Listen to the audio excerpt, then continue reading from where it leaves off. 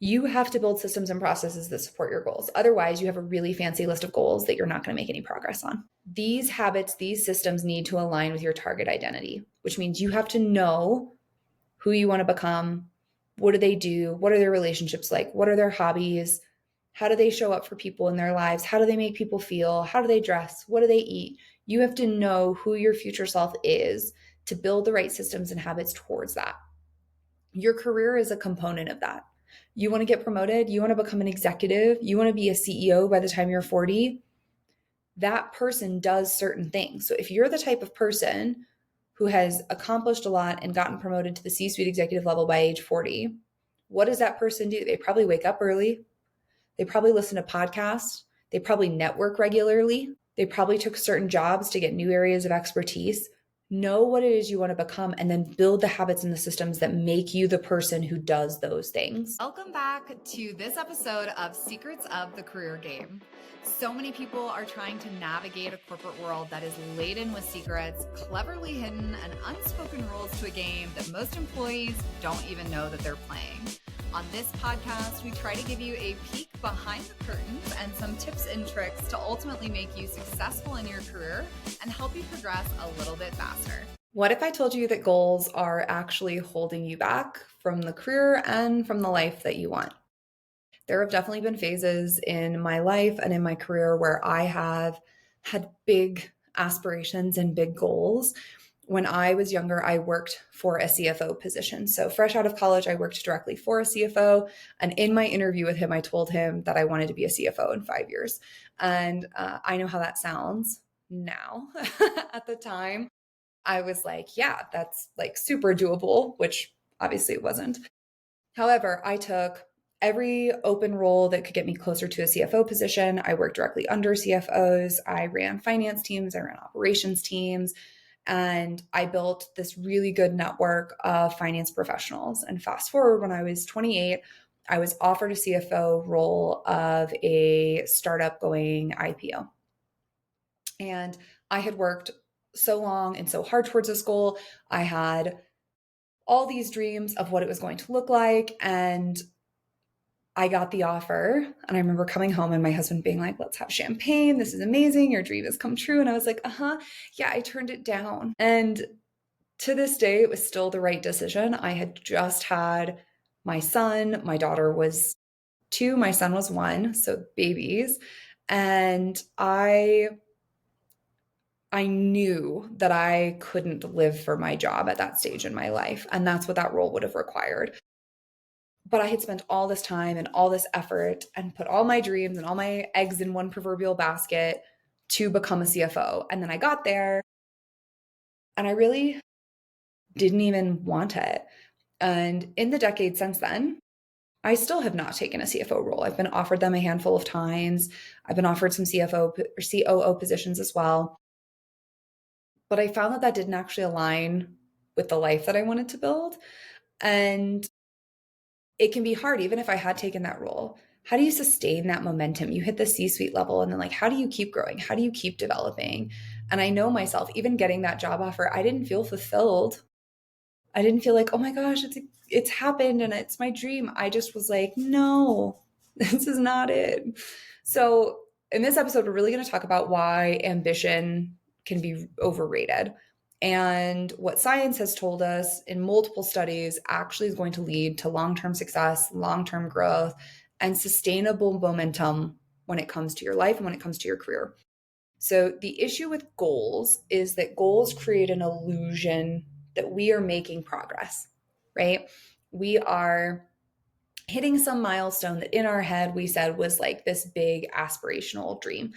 And I do think at work, we have to have goals. We have to have a roadmap. We have to have plans, mostly so that we can articulate our value to other people. But in your personal life, if you are super goal oriented, which most high performers are, and I would argue most people listening to this episode are probably high performers and probably have lots of goals, and you probably have like a whole notebook filled with New Year's resolutions. I have a friend who does birthday resolutions, whatever.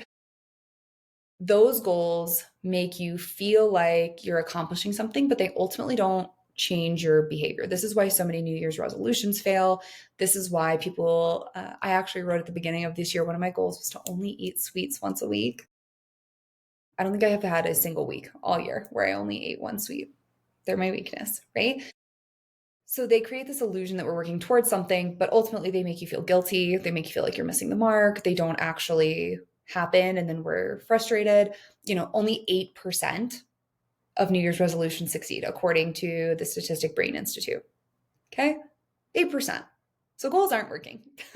Okay.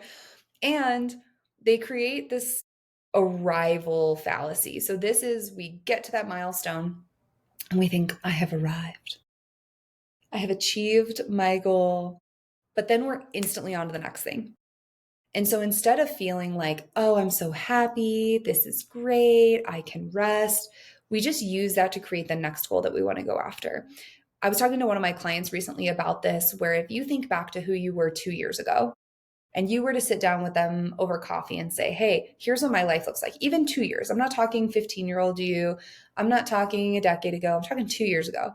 Say, hey, like, I've gotten promoted at work. I got married. I had a second child or a first child. I ran a marathon. I competed in a beauty pageant. Like, if you were to tell yourself 2 years ago that you had done all the things you did now, you'd probably be like, holy crap, I'm awesome.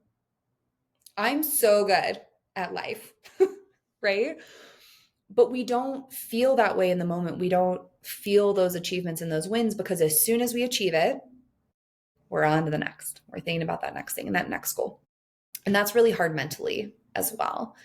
And what happens is we have all these goals, we have all these aspirations, we want to get to them. We get to them, and then we're on to the next. We don't feel that sense of achievement, or we don't get to them. We get frustrated. We feel guilty. We feel like we didn't do the right things. We hold ourselves accountable in the wrong way.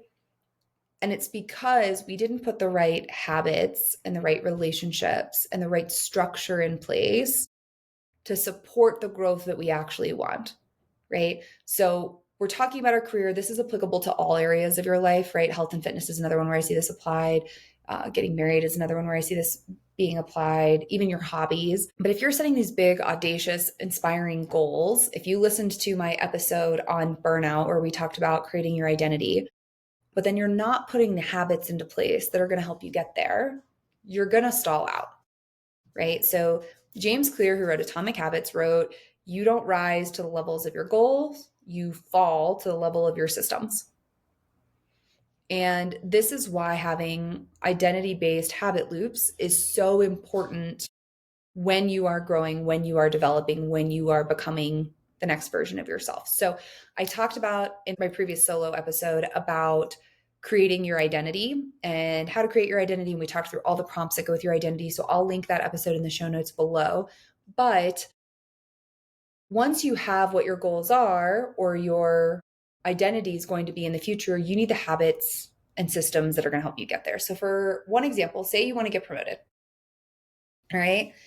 The system is building the daily habits of someone who communicates with authority, builds trust, delivers strategically, advocates for themselves, maintains strong network of relationships, right?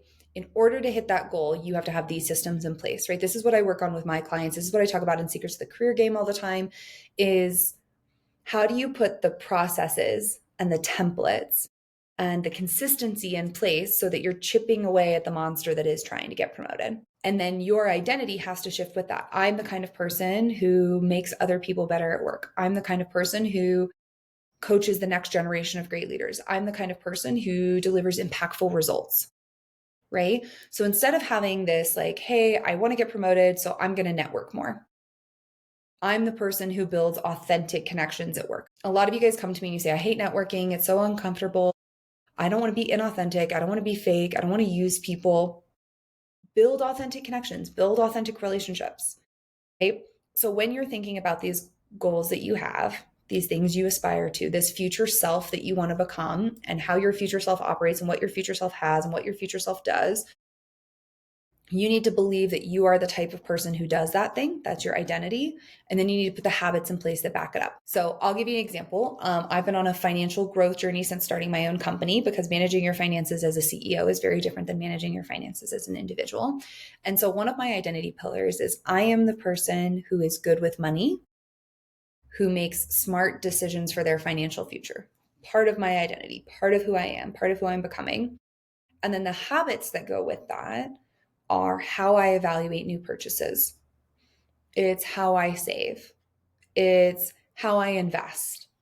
It's what happens with my paycheck, right? There are habits that support that identity, but the identity is there, right? And you have to, this is okay. So I have a love-hate relationship with manifestation. We're going to get into it a little bit apparently. Um, I'm not a huge fan of like the manifestation premise. If you're into it and it's your woo-woo and you love it, happy for you. Uh, but I'm a Christian who believes that God has a plan for me and a will for me. And so I don't believe that I can just believe something into existence. However, I do think that making habits and changes and decisions that align with the type of person who I want to become within the future allows me to become that person. And that by being intentional and taking the right steps and taking the right activities, that I'm going to become more and more like the version of myself that I want to be. And so I'm not saying that by creating this identity that you are the type of person who builds authentic connections, you are magically going to start building authentic connections. It doesn't work that way, in my opinion. But I do think that if you start to think of yourself that way and you start making habits that align with that type of person, and then you follow through on the actions that align with that type of person, you will become the type of person who builds authentic connections every week. There are a bunch of studies that back this up, and we're going to kind of talk through a few quickly. So the first is BJ Fogg did a behavioral model at Stanford where he talked about how motivation plus your abilities plus your prompt, which is your identity, change your behavior, right? So when we think of goals in isolation, we generally really only think about motivation. I see this all the time when it comes to like diet and exercise. People will say dedication is more important than motivation because motivation is going to run out, right? The second you see a cupcake, is our motivation less, right? Um, but when we think of motivation, that is a piece of it. Hey, I want to change. I want to become better. I want to evolve. Your abilities and your capabilities. This is learning new things. This is training your mind. This is self-development. This is reading books. This is listening to podcasts, right?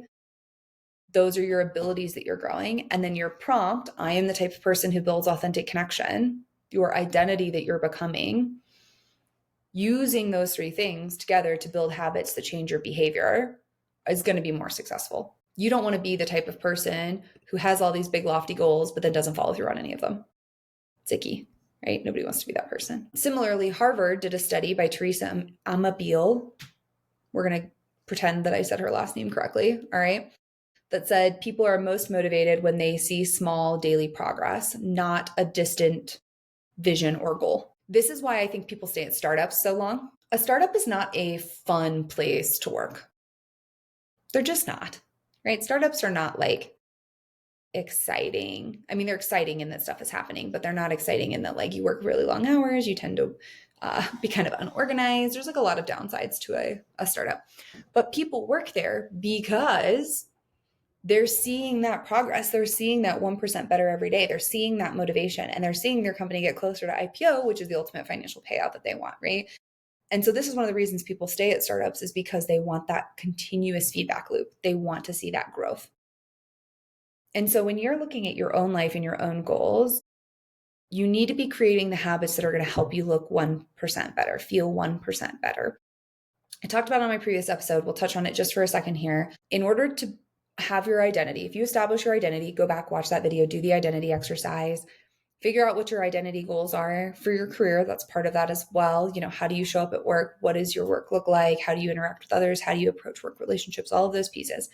If you do all that work and you create all of those habits that go with that identity, then you want a mechanism to track them, right? Some people use a calendar where they put like an X on each day where they did the thing. I'm a checklist person. So I have a repeatable checklist that has all of my habits at the start of it every day. And every day I check all of those off so that I can see that I'm completing them. Figure out what's going to work for you. There are apps that do this. I've used A Note before, A Note, literally the letter A, Note. And you can have checklists that recur. So like habits that are recurring that you can track. There's some habit tracking apps out there. Figure out what's going to work best for you. But you want to see that progress. You want to see that continuity. You want to see that frequency. And then make your habits something that you're actually capable of doing. Okay. Don't write, run a marathon daily. That's not feasible, right? Don't make your habits something ridiculous that you're not going to be able to maintain. It's just going to make you feel defeated. Like my goal of only eating sweets once a week. It's a bad goal. I'm never going to do that. I really like sweets. They bring me happiness. Sweets and coffee pretty much summarizes my love language. Okay. So make your goals attainable, make them feasible, make them something you're going to do, track your consistency, and then have a mechanism in which you are expressing your gratitude and your accomplishments. How are you celebrating your small wins? So like I said, I talked about this on the last episode, but one of the ways that I do this is I have a tracker that is 3 things from the day before that brought me joy or gratitude, 3 kind things that I either witnessed or did myself, and 3 accomplishments of things I did well. And I do that list of 9 every day. And I find it's really helpful because sometimes I'll write out an accomplishment like, oh, I finished a report at work. And then I look back at that list and I'm like, man, that was a good report. I did do a good job on that, even though I have 50 other reports I have to run. I did take that quick second to be like, oh, yay, good for me, right? Take that moment, share your accomplishments. Twice a week at work, I have my team share all of their accomplishments. What's something you've done this week so far that you're proud of that went really well? Send that to the group. Because I do find that we have to share those wins. Work is never ending, right? No matter what type of job you do, you probably finish one project, everybody's like, congrats, and you're on to the next one. There's no time to sit, be present with it, feel thankful for the work, feel gratitude for the accomplishment. It doesn't work that way, right? We're on to the next thing. So being able to see your consistency in your tracking, being able to celebrate those small wins, these are really important. Something that I implemented this year that I've really enjoyed is walking 3 miles every morning. So I wake up about an hour earlier than I used to. I go downstairs. I have a treadmill in my house. I walk 3 miles on an incline while I watch TV. I do it every single morning. My job is incredibly sedentary. I get like 50 steps a day sitting at this desk doing podcast recordings and meeting with clients and working on all the things. Like it's not a fun, it's not like an active job. It is a fun job. It's not an active job. And so by doing those 3 miles every morning, that's 6,000 steps for me. So that pretty much guarantees that between that and after work and my workouts, I'm going to hit 10,000 steps, which I need to feel healthy, right? So that's a great goal for me that's been really fun to implement because I feel the change. I feel more active. I hit 13,000 steps most days now, which makes me really happy.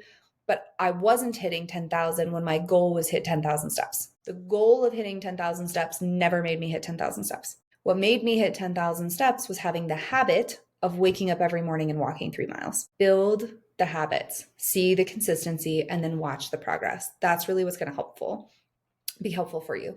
Goals are useful for direction, but they are worthless if you don't have the right systems and the right habits in place. Okay, everybody wants to become a different future self version of them, right? I have a good friend of mine who runs a business on LinkedIn. Her name is Diana YK Chan. If you don't follow her, you should. And her vision was she didn't want to work summers. That was her goal. I want to build my business in a way where I can take my summers off with my kids, travel with them, be present with them, hang out with them, get quality time with them before they go off to school. Love that for her. That's the way she built her business. But she didn't build her business to have summers off with just a goal in mind. She didn't just wake up and go, I'm going to do this and then stop doing things in the summer. She built systems and processes that allowed her to take on enough clients that she wouldn't have to work during the summer. And she built her business in a way where the business model did not require working over the summer. Okay. You have to build systems and processes that support your goals. Otherwise, you have a really fancy list of goals that you're not going to make any progress on. Right? The second big takeaway is that these habits, these systems need to align with your target identity, which means you have to know who you want to become. What do they do? What are their relationships like? What are their hobbies? How do they show up for people in their lives? How do they make people feel? How do they dress? What do they eat? You have to know who your future self is to build the right systems and habits towards that. Your career is a component of that.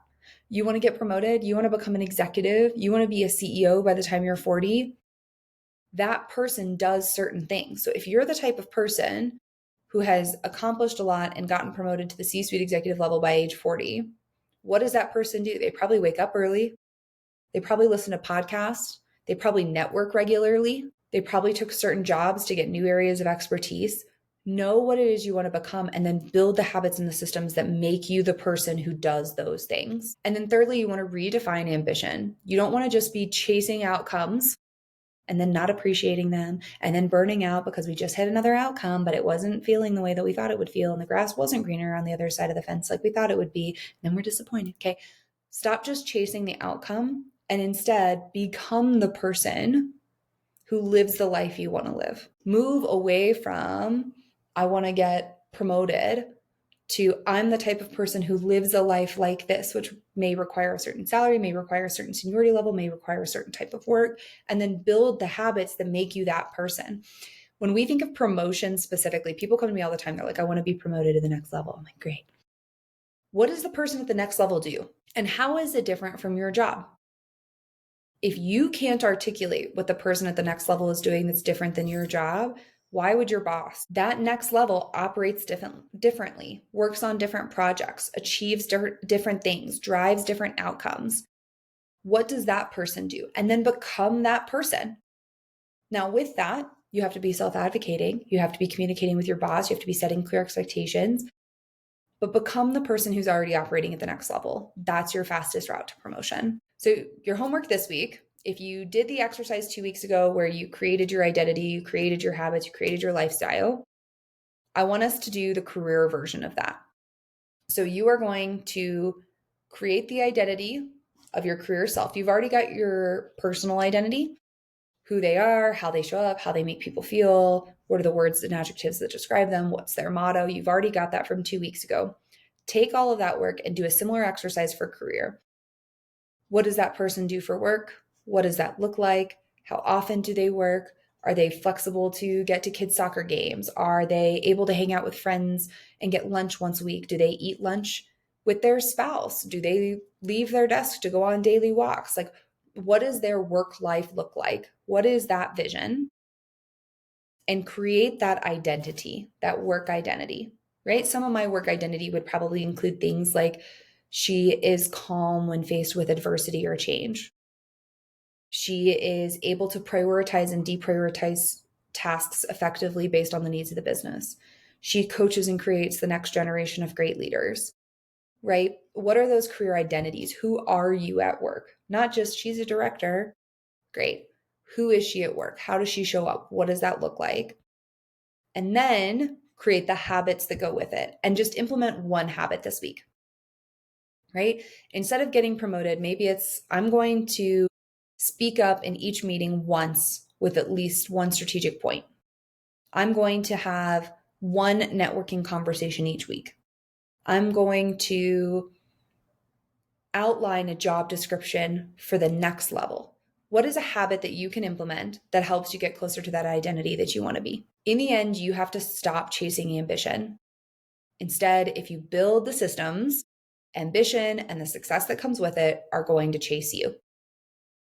If you liked today's episode, go ahead and give us 5 stars. If you have any questions or comments, leave them below. Otherwise, check back in next week for another great episode.